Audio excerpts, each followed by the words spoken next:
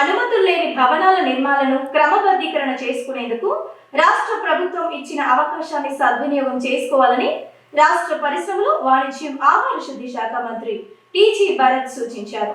క్రమబద్ధీకరణ గడువు ముగిసిన తర్వాత ఎవరైనా తనను సంప్రదించినా చేయడానికి ఏమీ ఉండదన్న విషయాన్ని గుర్తుంచుకోవాలని ఆయన తెలిపారు. కర్నూలు మున్సిపల్ కార్పొరేషన్ పరిధిలోని అక్రమ లేఅవుట్లు, అనుమతులు లేకుండా భవనాలు నిర్మించిన వారిని ఉద్దేశించి రాష్ట్ర మంత్రి టీజీ భరత్ మాట్లాడుతూ రాష్ట్ర ప్రభుత్వం అవకాశం కల్పించిన బీపీఎస్ఎల్, ఆర్ఏ స్కీములను ప్రజలు తప్పకుండా సద్వినియోగం చేసుకోవాలని సూచించారు. నగరపాలక సంస్థ పరిధిలోని అనుమతులు లేకుండా నిర్మించిన బిల్డింగులు, అనుమతులు లేకుండా ఏర్పాటు చేసిన అక్రమ లేఅవుట్లను ఇప్పుడు క్రమబద్ధీకరించుకునే అవకాశం రాష్ట్ర ప్రభుత్వం కల్పించిందని తెలియజేశారు. బీపీఎస్కు సంబంధించి మార్చి 11వ తేదీ వరకు, ఎల్ఆర్ఎస్కు సంబంధించి ఏప్రిల్ 23వ తేదీ వరకు ప్రభుత్వం గడువు అవకాశం కల్పించిందని ఆయన వివరించారు. గడువు ముగిసిన తర్వాత అక్రమంగా ఉన్న వాటిపై ప్రభుత్వం కఠినంగా చర్యలు తీసుకుంటుందని తెలియజేశారు. ఈ సందర్భంలో తనను సంప్రదించినప్పటికీ ఏమీ చేయలేని పరిస్థితి ఉంటుందని, ఈ విషయాన్ని దృష్టిలో ఉంచుకుని ఎవరైతే అక్రమ లేఅవుట్లు, అనుమతులు లేకుండా భవనాలను నిర్మించారో వారు ఈ అవకాశాన్ని సద్వినియోగం చేసుకుని క్రమబద్ధీకరించుకోవాలని కోరారు. అందరికీ నమస్కారం.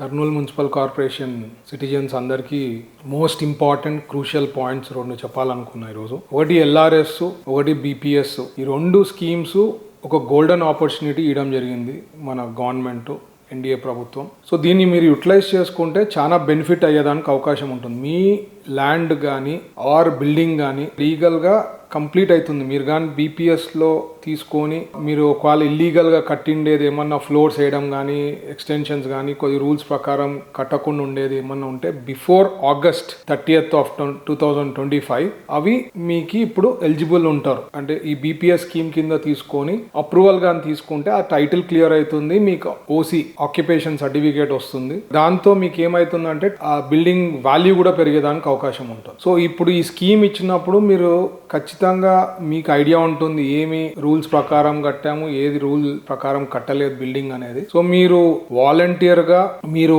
మున్సిపల్ కార్పొరేషన్ పోయి అప్లికేషన్ తీసుకొని కంప్లీట్ చేస్తే మీకు లీగల్ టైటిల్ ఉండేదానికి అవకాశం ఉంటుంది. Same thing with LRS. ఏదైనా ఇల్లీగల్ లేఅవుట్స్ అవి ఉన్నాయనుకోండి, దానికి కూడా మీరు కంప్లీట్ చేసినారనుకో దాంట్లో బెనిఫిట్ ఏమవుతుందంటే ఫ్యూచర్ లో రోడ్స్ కానీ, డ్రైనేజ్ కానీ, లేకపోతే స్ట్రీట్ లైట్స్ కానీ ఇట్లాంటివి ఏమన్నా ప్రొవిజన్ ఫ్రమ్ మున్సిపల్ కార్పొరేషన్ కి సపోర్ట్ చేసేదానికి అవకాశం ఉంటుంది. సో ఈ రెండు స్కీమ్స్ మీకు ఒక గోల్డెన్ ఆపర్చునిటీ లెక్క ఇవ్వడం జరిగింది కాబట్టి ఖచ్చితంగా యూటిలైజ్ చేసుకోవాలని కర్నూలు మున్సిపల్ కార్పొరేషన్ సిటిజన్స్ అందరికి నేను రిక్వెస్ట్ చేయడం జరుగుతుంది. ఎందుకంటే వన్స్ దిస్ స్కీమ్ క్లోజెస్ తర్వాత మీది ఇల్లీగల్ అని ఏదన్నా తెలిసిందనుకోండి అవి కొట్టేయడం జరుగుతుంది. దాంట్లో మరి మినిస్టర్ గారి దగ్గర పోతానో లేకపోతే ఇంకెవరైనా ఎమ్మెల్యేల దగ్గర పోవడమో ఏదైనా ఇన్ఫ్లుయెన్స్ చేయాలని ఆలోచన మీకు ఏదైనా ఉందంటే అది అయ్యే పని కాదు. ఎందుకంటే it is going to be very serious. దాని తర్వాత అంటే మీరు ఏదో లైట్ గా తీసుకొని మాకు పర్వాలేదులేండి ఏదో ఇన్ఫ్లుయెన్స్ తీసుకుని చేసి మేము స్టాప్ చేయగలుగుతాము, మాది ఏం కాకుండా ఉంటుంది, ఇన్నేళ్ళు కానీ ఇప్పుడు ఏమవుతుంది అనేది ఆలోచన మీరు ఏమన్నా మీరు మైండ్ లో ఉంటే అది తీసేసి మీరు ఈ ప్రొవిజన్ యూటిలైజ్ చేసుకోవాల్సిందిగా నేను రిక్వెస్ట్ చేస్తున్నాను. ఎందుకంటే మరీ ఎప్పుడు వస్తుందో మనకు ఐడియా లే, అసలు వస్తుందో లేదో కూడా తెలియదు. సో నా రిక్వెస్ట్ ఎల్ఆర్ఎస్ కింద ఉండే లేఅవుట్స్ ఏమన్నా ఇల్లీగల్ గా ఉంటే కంప్లీట్ చేయండి. బీపీఎస్ మన బిల్డింగ్ సంబంధించింది ఏమన్నా ఇల్లీగల్ గా ఉంటే కంప్లీట్ చేసుకొని లీగల్ గా చేసుకుంటే మీకు బాగుంటుంది. లేదంటే వన్స్ దిస్ డెడ్ లైన్స్ వచ్చి బీపీఎస్ కి సంబంధించిందేమో రేపు 11th March కల్లా కంప్లీట్ చేయాలా. మీరు అప్లికేషన్ వేసుకొని చేసుకున్నా అంటే 11th March క్లోజ్ అవుతుంది. అదే ఎల్ఆర్ఎస్ కి అయితే April 23rd వరకు టైం ఇవ్వడం జరిగింది. సో అందరికి మరీ రిక్వెస్ట్ చేస్తున్నా ఇది కంప్లీట్ చేసుకోండి. మరీ ఏమన్నా అయిందంటే తర్వాత మాత్రం ఎవరు హెల్ప్ చేసే పరిస్థితి ఉండదు, ఖచ్చితంగా చాలా సీరియస్ గా ఉంటుంది. సో వైలేషన్ అయ్యి ఏదైనా ఇల్లీగల్ గా ఉందంటే మాత్రం they will be taking it very seriously. అప్పుడు ఎవరు కాపాడమన్నా కాపాడలేని పరిస్థితి ఉంటుంది. మరి మీరు ఫీల్ అయితే కూడా ఏమీ చేయలేని పరిస్థితి ఉంటుంది. సో ఐఎమ్ రిక్వెస్టింగ్ మీకు ఐడియా ఉంది మీరు ఏం చేశారు అనేది మీరు యూటిలైజ్ చేసుకోవాల్సిందిగా నేను రిక్వెస్ట్ చేస్తున్నాను. Thank you. నగర శివారులోని కేవి సుబ్బారెడ్డి ఇంజనీరింగ్ కళాశాల వద్ద ఉన్న జాతీయ రహదారిపై జరిగిన రహదారి ప్రమాదంలో 2 మృతి చెందారు. రహదారిపై వెళ్తున్న ద్విచక్ర వాహనం మహిళను ఢీకొన్న సంఘటనలో బైక్ డ్రైవర్ అరవింద్ తో పాటు భైరవి అనే మహిళ మృతి చెందారు. కర్నూలు సమీపంలోని కేవి సుబ్బారెడ్డి ఇంజనీరింగ్ కళాశాల వద్ద జాతీయ రహదారిపై జరిగిన రోడ్డు ప్రమాదంలో 2 మరణించారు. మంగళవారం రాత్రి రోడ్డు దాటుతున్న మహిళలను ద్విచక్ర వాహనం ఢీకొట్టింది. ఈ ప్రమాదంలో ద్విచక్ర వాహనంపై వెళ్తున్న కర్నూలు సంతోష్ నగర్కి చెందిన అరవింద్, రోడ్డు దాటుతున్న మహిళ భైరవికి తీవ్ర గాయాలయ్యాయి. వీరిని చికిత్స కోసం కర్నూలు ఆసుపత్రికి తరలించారు. ఇద్దరు చికిత్స పొందుతూ రాత్రి చనిపోయారు. ఈ ప్రమాదంపై ఉలిందకొండ పోలీసులు కేసు నమోదు చేసి దర్యాప్తు చేస్తున్నారు. అధిక వేగమే ప్రమాదానికి కారణంగా పోలీసులు భావిస్తున్నారు. జిల్లాలో హత్యకు గురైన రమేష్ మాదిగ కేసు విచారణకు ఫాస్ట్ ట్రాక్ కోర్టు ఏర్పాటు చేయాలని మాదిగ రిజర్వేషన్ పోరాట సంఘాల నాయకులు డిమాండ్ చేశారు. ఈ మేరకు నగరంలోని అంబేద్కర్ భవన్లో రమేష్ మాదిగ హత్యకు నిరసనగా సమావేశాన్ని నిర్వహించారు. నగరంలోని అంబేద్కర్ భవన్లో జిల్లాలో ఇటీవల హత్యకు గురైన ఎంఆర్పీఎస్ రాష్ట్ర working president TV Ramesh Madiga హత్యకు నిరసన సభ కార్యక్రమాన్ని నిర్వహించారు. ఈ సందర్భంగా జరిగిన కార్యక్రమంలో రాష్ట్రంలోని ఎంఆర్పీఎస్ సంఘాలకు చెందిన నాయకులు పాల్గొన్నారు.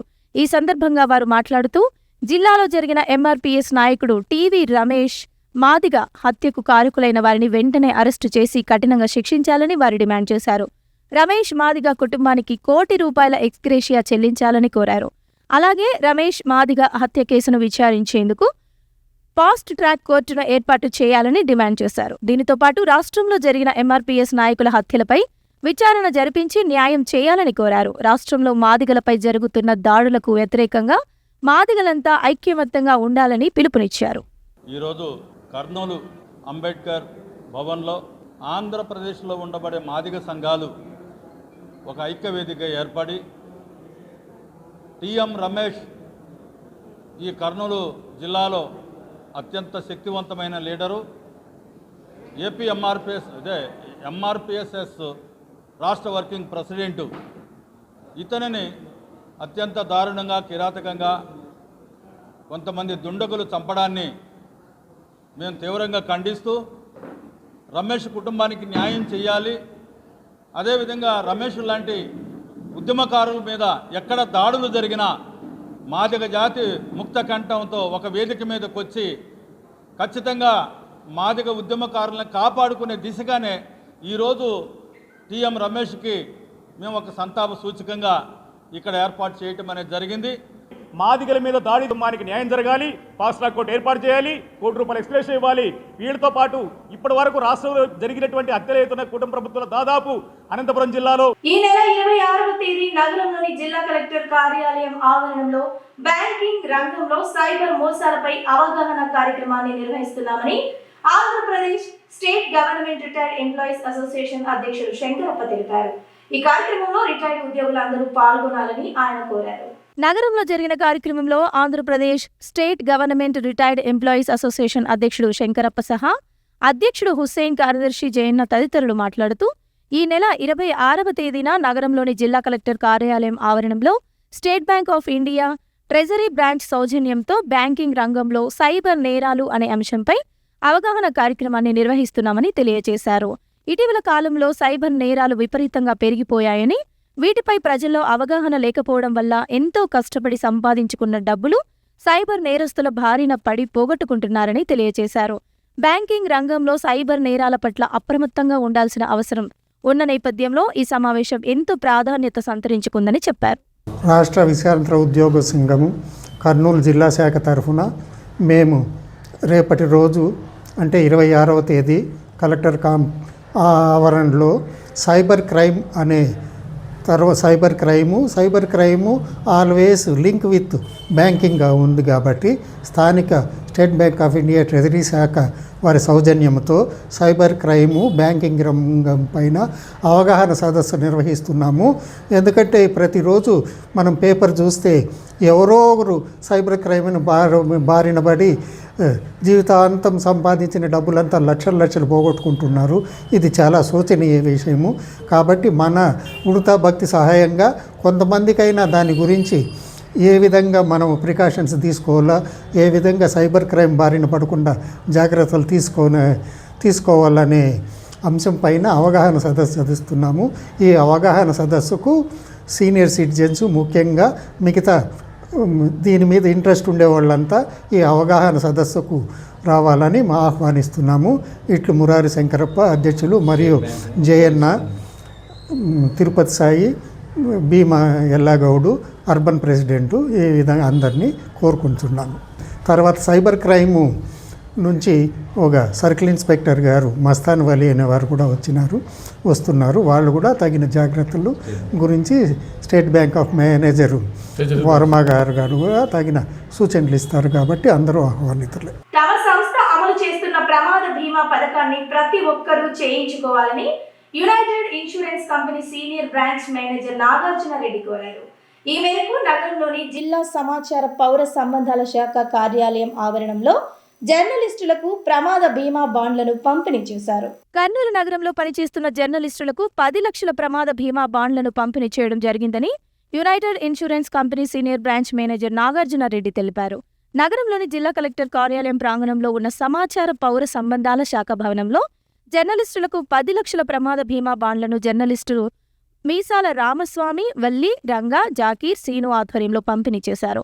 ఈ సందర్భంగా జర్నలిస్టులు మాట్లాడుతూ ఈ మధ్య కాలంలో జర్నలిస్టులు అకాల మృతి సంఘటనలు అధికమయ్యాయని, ఇలాంటి ప్రమాద బీమా జర్నలిస్టులకు ఉపశమనం కలుగుతుందని చెప్పారు. అర్హులైన జర్నలిస్టులందరికీ ఇళ్ల స్థలాలు ఇవ్వాలని, 15 ఏళ్లు దాటిన జర్నలిస్టులకు పెన్షన్ ఇవ్వాలని, ప్రెస్ క్లబ్ నిర్మాణం చేపట్టాలని, రైల్వే పాసులు పునరుద్ధరించాలని, యూట్యూబ్ న్యూస్ ఛానల్కు జిల్లాకు 10 అక్రిడేషన్ కార్డులు మంజూరు చేయాలని, జర్నలిస్టు పిల్లలకు ఉచిత విద్య అందించాలని జర్నలిస్టులు కోరారు. ఈ కార్యక్రమంలో విశ్రాంత ఉద్యోగులు, సంఘం నాయకులు, జర్నలిస్టులు పాల్గొన్నారు. మనం ప్రొవైడ్ చేసింది జనతా పర్సనల్ యాక్సిడెంట్ అని, మామూలుగా గవర్నమెంట్ వారు, సెంట్రల్ గవర్నమెంట్ వారు కావచ్చు, ఇదంతా ప్రతి ఒక్క insurance company Janata personal accident అని ఒక పాలసీ ప్రతి ఒక్కరికి ఇవ్వాలని చెప్పి ఒక రూల్ పెట్టారు. మనం ఇచ్చిన ప్రోడక్ట్ మన యునైటెడ్ ఇండియాలో ఇన్సూరెన్స్ ఉన్న ప్రోడక్ట్. ఇది 10 లక్షల వరకు ఎవరైనా వితౌట్ GST తీసుకోవచ్చు. చాలా చీప్గా ఉన్న పాలసీ. దీంట్లో ప్రమాదవశాత్తు ఎవరైనా ఏమైనా చనిపోయినా, పర్మనెంట్ డిజేబిలిటీ ఏమన్నా ఉన్నా కూడా ఇచ్చిన సమ్ ఇన్సూర్డ్ మేరకు, సెలెక్ట్ చేసుకున్న మేరకు క్లెయిమ్ ఇవ్వడం జరుగుతుంది.